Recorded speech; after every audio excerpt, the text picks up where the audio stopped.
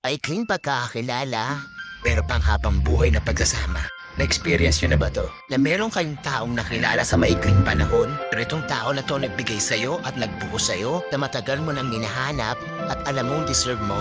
Meron tayong mga nakakasama na mas matagal pa doon sa tao na yun. Pero yung taong matagal na yun, hindi niya napanindigan, hindi niya naibigay sa iyo ang pagmamahal na alam mong para sa iyo. Sinasabi nga nila, sa hinaba-haba doon ng prosesyon, sa simbahan daw ang tuloy. Pero merong iba, sa haba ng pagsasama, sa paghihiwalay din ang tuloy. Dahil meron tayo ang mga hindi inaasahan, mga sitwasyon na hindi mo na kontrolado. Ito yung mga sitwasyon, kailangan nilang piliin kung saan sila masaya at bibitawan na yung nakaraan. Masakit na ibinahagi mo yung pagmamahal na totoo. At meron darating sa'yo na magpapatunay ay hindi ito sa haba ng pagsasama. Gaano man kaikli, basta puro at buo ang pagmamahal, walang kailanman ang magiging hadlang.